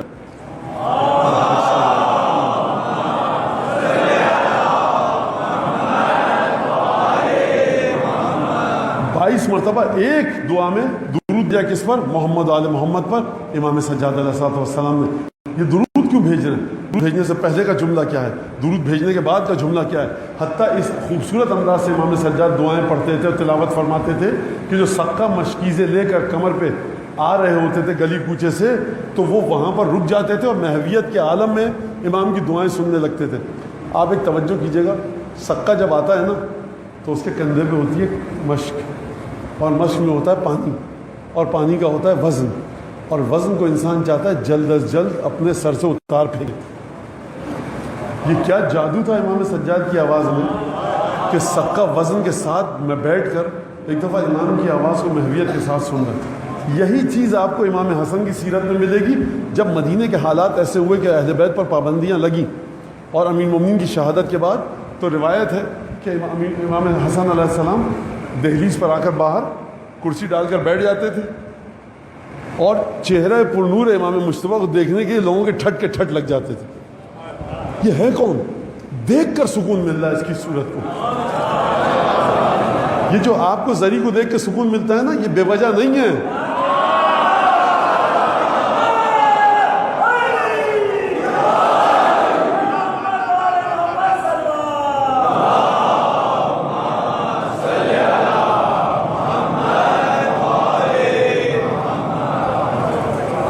مومنین کہتے ہیں بہت سارے مومنین، خدا مجھ جیسے کو بھی یہ توفیق دے کہ مولانا حرم میں گئے امام حسین کے، امیر المومنین کے، مولا سے کہا مولا موت اگر دینی یہیں پہ ابھی اسی وقت دے دے۔ تو یہ کیا ذری میں طاقت ہے کہ جو آپ کو موت کے لیے تیار کر دیتی ہے؟ اذا نصحوا للہ و رسولہ، اللہ اور اس کے رسول کے ساتھ مخلصانہ محبت، یعنی پنجتن سے محبت، یعنی امام سجاد سے محبت، یعنی سلسلہ امامت اہل بیت سے محبت، یعنی اللہ اور اس کے رسول کے ساتھ آپ مخلص ہیں۔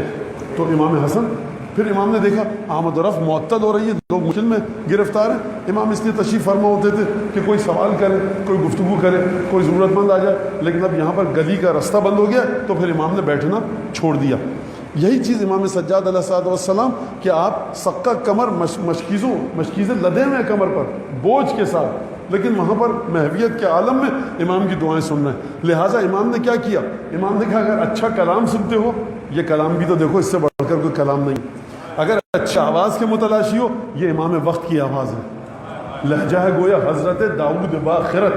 اگر تم چاہتے ہو کہ دین سیکھو ان دعاؤں میں، اور اگر پروردگار تیری طرف سے مجھ پر ذمہ داری یہ ہے کہ میں محبت کو اہل بیت علیہ السلام کی عام کروں، تو دعاؤں کے اندر جو محمد آل محمد پر درود مسلسل امام سجاد بھیج رہے، یہ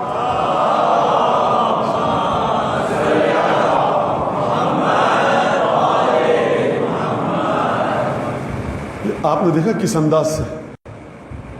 اور پھر ایک عادت ہے. اچھا یہ مجھے کوئی دلیل نہیں ہے اس کی میرے پاس کہ میں نے تاریخ میں باقاعدہ لکھے ہوں اس طرح سے جملے جو بات اب میں کہنا جا رہا ہوں، لیکن یہ مسئلہ ہے کہ البتہ جو اسلام سے پہلے کا زمانہ تھا اسے کہتے ہیں جاہلیت کا زمانہ. اب وہ کیوں کہتے ہیں جاہلیت، وہ ایک الگ چیز ہے، لیکن بڑے فصیح و بلیغ قسم کے شعراء ہوتے تھے اور زبان بڑی خالص ہوتی تھی. تو جب بھی کوئی اچھا کلام کہتا تھا، جو مغنی ہوتے تھے، گانے والے، غنا کرنے والے، وہ ان کے کلام کو لے کر جیسا کہ میں نے کہا پڑھ کے، اور وہ کلام مشہور ہو جاتا تھا. تو یہ امام سجاد کا جو کلام ہے یقیناً یہ مشہور ہوا ہوگا، یقیناً زبان زد و خاص و عام ہوا ہوگا، اور یقیناً یہ پھیلا ہوگا. پھر اہل بیت کی وہ شان اور وہ عظمت کہ جو قتل امام حسین علیہ السلام کی بنیاد پر وجہ سے تمام لوگ ڈر رہے ہیں کہ اب امام سجاد کے نزدیک آئیں، نہیں آ سکتے. بابا کو ان کے قتل کیا گیا ہے، معمولی انسان نہیں تھا دنیاوی لحاظ سے، جو لوگوں نے دیکھا ہے اس لحاظ سے معمولی ہستی نہیں تھے امام حسین. جو عالم غیب میں حسین ابن علی ہیں وہاں تک تو آپ نہیں پہنچ سکتے. جو ظاہری لحاظ سے لوگوں نے دیکھا وہ کس طرح سے دیکھا، وہ منزلت وہ نہیں ہے کہ جس کو ہر انسان درک کر لے، پا لے. جب اس کو قتل کر دیا، یہ اسی کا بیٹا ہے سید سجاد، لہٰذا لوگ نزدیک آتے ہوئے ڈریں گے. تو کس طرح سے امام علیہ السلام نے دعاؤں کے ذریعے تبلیغ کی، دعاؤں کے ذریعے اپنے پیغام کو دیا. اور اب آج کے بعد جا کر 54 دعائیں صحیفہ سجادیہ میں، دعائیں مکارم الاخلاق جو کہ صحیفہ سجادیہ میں نہیں ہے. اور دعائیں مکارم الاخلاق کے الفاظ دیکھیں، تقریباً وقت ختم ہو رہا ہے، انشاءاللہ کل پر اس کو رکھتے ہیں اس گفتگو کو. لہٰذا امام سجاد کے زمانے کو سمجھیے، قتل حسین علی کے بعد دین تبلیغ کرنا، قتل حسین ابن علی کے بعد اہل بیت کی منزلت کو بتانا، مدینہ کی فسق و فجور کی فضا میں اس خالص دین کو پہنچانا کہ جو رسول اللہ کے ذریعے امام سجاد تک آیا ہے، اس انداز دعاؤں کے ذریعے پہنچایا، اعتقاد کو کس طرح سے درست کیا، عقیدے کو کس طرح سے درست کیا. اور پھر اس کے بعد امام سجاد نے 5-7 منٹ اور اوپر ہو جائیں گے، چلیں 3 چیزیں اور ہیں جو امام سجاد نے واضح کی. 3-4 چیزیں وہ کیا ہیں؟ امام حسین پر گریا، کیا مطلب، کیسے واضح کیا؟ بھائی امام حسین پر گریا کرتے ہیں، جی گناہ مٹتے ہیں، گناہ مٹتے ہیں، گریا کیجیے. اچھا امام حسین پر گھر میں مجلس کرواتے ہیں، برکت آتی ہے، مال میں برکت آتی ہے، قرضہ ادا ہوگا، ہاں ٹھیک ہے مانگیے. بیماری ہے، پریشانی ہے، مجلس کیجیے، گریا کیجیے. اچھا کوئی بھی مسئلہ نہیں ہے اگر دنیا کا نہ دین کا، پھر کیوں گریا کروں میں؟ خوب توجہ کیجیے گا. جب ہر چیز آپ کہیں گریے کے فائدے یہ ہیں، 1 2 3 4 5 فرض کیجیے، اگر یہ 5 کی 5 مشکلات آپ کی حل ہے تو پھر تو گریے کا کوئی فائدہ نہیں ہے نا، فلسفہ بھی نہیں بنتا گریے کا، اور لغو کام ہے، ابس کام ہے، بیکار کام ہے گریے. سرکار ڈسپرین کھاتے ہیں آپ، فلاں درد فلاں 1 2 3 4 5 وجہ سے، یہ 5 میں سے کوئی وجہ آپ کے اندر نہیں ہے، کیوں ڈسپرین کھائیں گے؟ پھر اسپرین کھائیں گے آپ؟ نہیں کھائیں گے. تو گریا ہاں یہ ہے، گریا تقویٰ لاتا، گریا پاکی، گریا وہ، گریا یہ، گنتے رہیے. اگر کوئی بھی وجہ آپ کے اندر نہیں ہے، وجوہات جو آپ بتا رہے ہیں اس کی بنیاد پہ گریا ہو، تو پھر تو گریے کا کوئی فلسفہ نہیں بنتا یا بنتا. اچھا امام سجاد گناہ بہت ہے، نعوذ باللہ، خاکم بدہن نہیں. امام سجاد ارادہ کرے تو آسمان سے زر اور خون کی بارش ہونے لگے. بیمار ہے امام سجاد، جو ارادہ کرے تو فرشتوں کی بیماریاں دور ہو جائیں. تو امام سجاد سے مسئلہ کیا، کیوں گریا کر رہے ہیں؟ سمجھایا کہ دیکھو ہمارے جد کے گریے کا ثواب تو ہم تم کو بتایا ہے، یہ ہے، لیکن گریے کو صرف اس وجہ سے مت کرنا، ہم گریا کر رہے ہیں، گریا بذات خود مطلوب خدا ہے.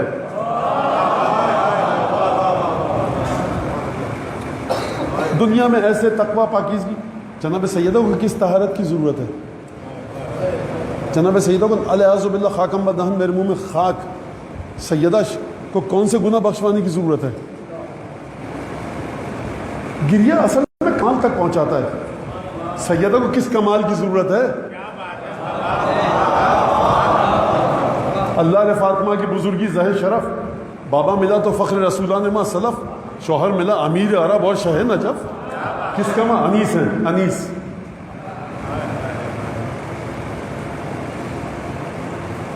کس گریا کر رہی ہیں؟ شہزادی روایت کے مطابق اب بھی گریا کرتی ہیں، روزہ عاشور ہوتا ہے گریا کرتی ہیں. جو امام حسین کی قبر پر فرشتے معمور ہیں خدمت کے لیے، وہ جاتے ہیں جب اپنی ان کا وقت تبدیل ہوتا ہے فریضے کو ادا کرنے کا، وہ جاتے ہیں، شہزادی گریہ کرتی ہیں۔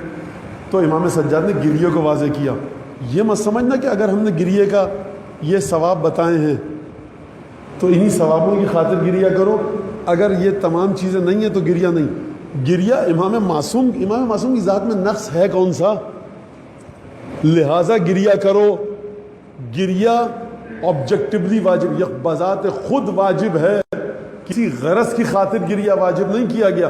اور میں ایک اور بات کہہ دوں آپ کے سامنے، اتنے دن سے میری تقریر نا گریہ کی بحث کو واجب اور سنت و مستحب موقع سے نکالیے، بالا تر لے کر آئیے۔ گریہ نام ہے اپنے دل کو فاطمہ کے دل سے متصل کرنے کا۔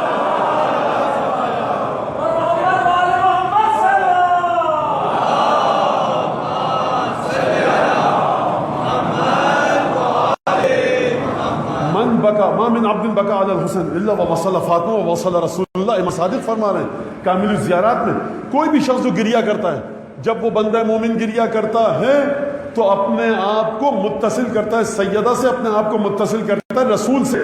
یعنی کیا مطلب؟ مولانا یہ مستحب ہے واجب ہے؟ مستحب واجب کی بحث کو چھوڑو، تم بتاؤ سیدہ کی شان تمہاری نظروں میں ہے کتنی؟ مستحب واجب کو چھوڑو، یہ بتاؤ رسول خدا کی شان تمہاری نظروں میں کتنی ہے؟ یہ مستحب واجب سے آگے کی بات ہے۔ متصل ہو جاتے ہو، محبت کے اظہار کا نام ہے گریہ۔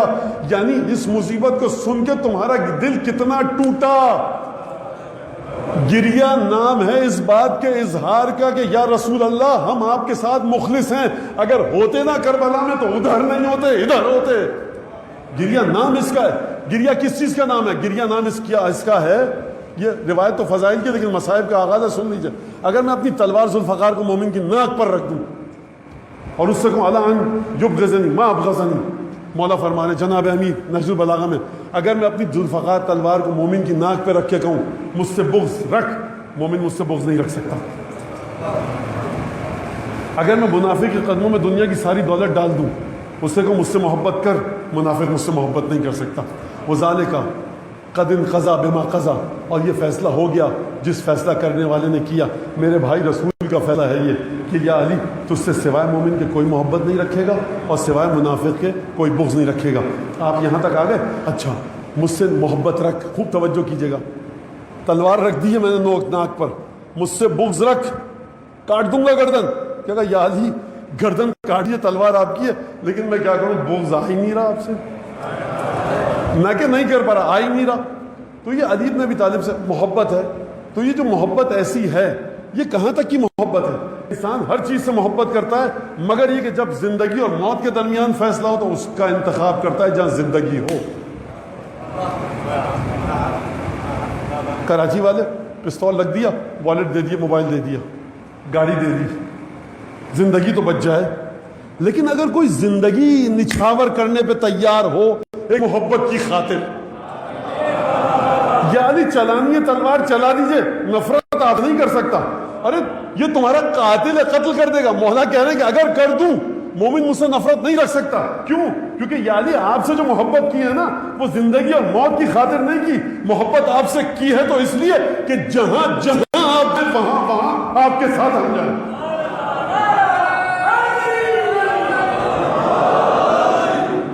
تو گریے کو آپ نے گریہ کیا، آپ یہ نہیں کرتے، آپ صحیح بات ہے زندگی کو بہتر کیجئے آپ اپنی، لیکن گریہ کسی سبب سے نہیں۔ گریہ کا سبب صرف ایک ہے، تمہیں فاطمہ کے فرزند کی مصیبت سن کے دل ٹوٹا یا نہیں ٹوٹا؟ عیسائی ہو، مسلمان ہو، سکھ ہو، ہندو ہو، شیعہ ہو، سنی ہو، بے دین ہو، لادین ہو، ملحد ہو، ایتھیسٹ ہو، خدا کو مانتے ہو، دل ٹوٹا کہ نہیں ٹوٹا یہ بتاؤ۔ سارا سلسلہ یہ ہے۔ پھر امام سجاد نے ایک اور چیز اس کو واضح کیا، زیارت کو۔ زیارت پہ جائیے مسائل دور ہوں گے، بالکل ہوتے ہیں۔ زیارت پہ جائیے برکت ملے گی، بالکل ملتی ہے، گناہ معاف ہوتے ہیں۔ 5 10 15 20 25 100 200 سبب ہیں زیارت پہ جانے کے، جائیے زیارت، بالکل امام نے کہا۔ امام سجاد کیوں جا رہے ہیں زیارت پر کربلا کی؟ امام سجاد کیوں جا رہے ہیں نجف؟ اکیلے آتے تھے ناقے پہ، وہ جگہ موجود ہے نجف میں جہاں وادی السلام ختم ہوتی ہے، وہاں پر پشت روضہ مطہرہ امیر المومنین جہاں ناقہ باندھتے تھے، اپنے جد کی زیارت کو آتے تھے اور زیارت کر کے چلے آتے تھے۔ کیوں کر رہے ہیں امام سجاد زیارت؟ نعوذ باللہ گناہ زیادہ ہے، اعوذ باللہ برکت نہیں ہے زندگی میں، خاکمبہ دہن، کوئی ایسا مسئلہ ہے؟ زیارت بذات خود محبوب پروردگار ہے، محبت کرتا ہے پروردگار کے، آؤ اپنے پیشانی کو ٹیکو در امیر المومنین پر۔ تیسری چیز، گریے کو کس انداز سے بتایا، گریوں کو کس انداز سے سمجھایا، وہ یہ بیویوں نے 1 سال تک گریہ کیا جب تک کہ جناب مختار نے خبر نہ بھیجی کہ اب انتقام لے لیا گیا۔ پھر آپ 9 ربیع الاول کو دن کو کالے کپڑے اتارتے ہیں، وہ سب سلسلہ آپ کو پتہ ہے۔ جب بیویاں گریہ کر رہی ہیں تو یہ خواتین ہیں گھر کی، کھانا کون پکائے گا؟ امام سجاد نے فرمایا آپ گریہ کیجئے، کھانا ہم پکوا کر بھیجیں گے۔ یعنی نظر پکانا مجلس کے لیے امام سجاد کی سنت ہے، صرف گریہ امام سجاد کی سنت نہیں ہے۔ آپ دیکھ رہے ہیں کہ امام وقت ہے، پھوپھیاں ہیں، مائیں ہیں، بہنیں ہیں اور تمام مستورات بنی ہاشم ہیں، کہہ رہے ہیں امام سجاد آپ گریہ کیجئے، یعنی گریہ میں کمی نہ آئے۔ ہونا یہ چاہیے کہ بس اب گریہ نہ کیجئے، کتنے مہینوں سے آپ گریہ کر رہے ہیں، لیکن امام سجاد کہہ رہے ہیں گریہ کیجئے، کھانا ہم پکا کر بھیجیں گے، گھر کا کوئی کام نہ کیجئے، ہم آپ کا کام کروائیں گے۔ جو سیرت سے مقاتل میں ارباب سیرت تاریخ نے لکھا ہے، امام سجاد کھانا پکا کر بھیج رہے ہیں، یہ معمولی چیز نہیں ہے۔ امام سجاد کو جو وقت لگتا ہوگا کھانا تیار کروانے میں، مناجات پڑھ سکتے ہیں، عبادتیں کر سکتے ہیں، نانا کی قبر پر جا کر 2 رکعت نماز پڑھ سکتے ہیں، لیکن کھانا پکوا کر بھیج رہے ہیں مستورات بنی ہاشم کے لیے، آپ گریہ کیجئے، کھانا ہم پکوا کر بھیجیں گے۔ تو آپ سمجھیے عزاداری سے تعلق رکھنے والی ایک ایک چیز کو سمجھ کر پوری معرفت کے ساتھ انجام دیجئے، یہ معمولی چیز نہیں ہے۔ عزاداری کی بحث کو اس بات سے کہ گریہ مستحب ہے، واجب ہے، گریہ یہ ہے تو ویسا، امام سجاد گریہ کرتے، گریہ نام ہے کہ تمہارا دل، فاطمہ زہرا کا دل جب ٹوٹا تمہارا دل ٹوٹا کہ نہیں ٹوٹا، یہ ہے چیز۔ عجیب ملتا ہے کہ جب کربلا سے کوفہ اور کوفہ سے شام یہ قافلہ گیا تو کچھ لوگوں کو بھیجا گیا کہ سروں کو لے کر جاؤ، اور اس کے بعد دیکھیے مصائب کی گہرائی کو سمجھیے آپ۔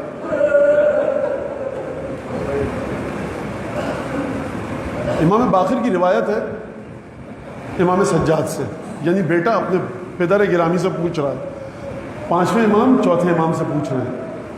کل میں نے ایک جملہ کہا تھا کہ جو سوگوار ہوتا ہے، جو غمزدہ ہوتا ہے، اس کو تعزیت کیسے دی جاتی ہے؟ پانی کا گلاس دیا جاتا ہے، شربت دیا جاتا ہے، کھانا کوئی دیتا ہے لا کر۔ اچھا جب اگر فرض کیجئے کہ دوسرے شہر سے خبر آئی ہے، ٹرین کا سفر ہے، ہوائی جہاز کا، کسی کو ساتھ کیا جاتا ہے کہ بھائی یہ خاتون ہے، کسی خاتون کو ساتھ کرو، اکیلے بیچاری کیسے سفر کرے گی؟ اس کے پاس خبر آئی ہے بھائیوں کے انتقال کی، تو 2-4 گھنٹے یہ کسی دوسراہٹ ہو، کوئی دوسری خاتون ہو اس کے ساتھ۔ دیکھو بھائی سفر میں خیال رکھنا، یہ آپ نے تمہید سنی میرے منہ سے؟ اچھا اب آپ مجھے بتائیے کہ امام باقر کی روایت ہے امام سجاد سے کہ بابا یہ بتائیے کہ ہم کو کیسے لے کر جایا گیا؟ امام سجاد نے بتایا کہ پہلے سر تھے، مستورات کو قافلے میں یہاں رکھا گیا، ہم کو یہاں رکھا گیا۔ امام سجاد کا ایک جملہ آپ کے سامنے میں پڑھتا ہوں، مقتل کے مطابق امام سجاد نے فرمایا کلما دمعت عین احد منا قرعت رؤوسنا بالرماح۔ بیٹا محمد باقر، جب بھی ہم میں سے کسی کی آنکھ میں آنسو کا ایک قطرہ آتا تھا۔ اچھا مجھے آپ ایک سوال کا جواب دیجئے، اس حالت میں آنسو کا ایک قطرہ آتا ہوگا؟ باپ کا سر سامنے، چچاؤں کے سر سامنے، بھائیوں کے سر سامنے، 18 بنی ہاشم، پھوپھیاں، رسول اللہ کی بہویں، بیٹیاں، بے محمل کے ناموں پر سید سجاد مولا فرما رہے ہیں جب بھی ہم میں سے کسی کی آنکھ میں ایک آنسو کا قطرہ آتا تھا، یہ ظالم جب ہماری آنکھوں میں آنسوؤں کو دیکھتے تھے نا تو تسلی کس طرح سے دیتے تھے؟ ہمارے سروں میں اپنے نیزے گڑھاتے تھے۔ میں کہوں گا یا رسول اللہ ذرا آپ خود سے آئیے، یا رسول اللہ آپ کا حکم ہے نا کہ جب کوئی مر جائے اس کے گھر میں جاؤ، 3 دن تک کھانا دو، کلیجے سے لگاؤ، صبر کی تلقین کرو، اس کے سامنے خوشی کا اظہار مت کرو۔ یا رسول اللہ یہ آپ نے کہا نا، میں کہوں گا یا رسول اللہ یہ آپ کی بیٹیاں اور بہویں ہیں، ان کے بچوں کے سر لوگ نیزہ پر ہیں۔ کس طرح سے تسلی دی جا رہی ہے کہ سروں میں نیزے چبھائے جا رہے ہیں۔ بس یہ قافلہ آگے بڑھا، ایک دفعہ قافلہ آگے بڑھا، یہ ملائن کہتے ہیں کہ ہم نے سروں کے جو صندوقچیاں تھیں ان کو رکھا اور پھر لہو لعب میں مشغول ہوئے۔ ایک دفعہ ہم میں سے کچھ لوگ سو گئے، میری آنکھ کھلی ہوئی تھی، میں نے ایک دفعہ دیکھا آسمان سے ہماریاں اتری نورانیاں، ایک کے بعد ایک برقع پوش بی بی اتری جس کے برقعے میں سے نور نکل رہا تھا، ہماریوں میں سے نور نکل رہا تھا، بڑی باعظمت، بڑی باہیبت، با جلال بیویاں، جلالت اور عظمت کے ساتھ۔ اس کے بعد ایک اور ہماری اتری، اس میں سے ایک برقع پوش معظمہ جس کی ہماری میں سے نور نکل رہا تھا۔ وہ جب نکلی تو ان بیویوں نے بڑا عجیب احترام کیا۔ میں نے ایک دفعہ آنے والے سے پوچھا کہ ان کے ساتھ آئی تھی کہ یہ بیوی کون ہے؟ کہا یہ حوا ہے، یہ مریم ہے، یہ سارہ ہے، اور یہ آسیہ ہے، اور یہ جو آخری ہماری اتری ہے یہ کون ہے؟ کہا یہ حسین کی ماں فاطمہ زہرا ہے۔ ایک دفعہ ہماری یہاں اتری، یہ شخص کہتا ہے کہ میں نے دیکھا یہ برقع پوش معظمہ براہ راست اس صندوقچے کے پاس گئی کہ جس میں حسین کا سر رکھا تھا۔ ایک دفعہ صندوقچے کو کھولا، وقادت سر رہت، اور اس کے بعد اپنی انگلیوں سے اس بیوی نے حسین کے سر کے بالوں میں کنگا کرنا شروع کیا، بالوں کو سنوارنا شروع کیا۔ عزیزوں تمہارے ان چیزوں پر امام زمانہ رحمت کرے۔ تین جملے سنو، تین جملے اپنی کفن پر لکھوانا، اپنی اولاد کو وصیت کرنا، یہ تین جملے۔ ایک دفعہ بیوی نے یہ جملہ کہا، یا غریب الحسین، اے ماں کے پردیسی حسین، یا شان الحسین، اے میرے پیاسے حسین، یا مظلوم الحسین، ارے فاطمہ کے مظلوم، یعنی فاطمہ جو عرش سے آئی ہے نا، جو خود سے آئی ہے۔ فاطمہ کے دل کو بڑی تکلیف ہے کہ بیٹے کو پردیس میں قتل کیا گیا، فاطمہ کو بڑی تکلیف ہے کہ بیٹے پر ظلم کیے گئے، لیکن آخری جملہ سن لیجئے، فاطمہ کو ایک اور چیز کا ظلم ہے۔ میرے الفاظ میں بیٹا حسین تیری ماں کو بڑا دکھ ہے کہ جب تجھے ذبح کیا گیا تو پیاسا ذبح کیا، پانی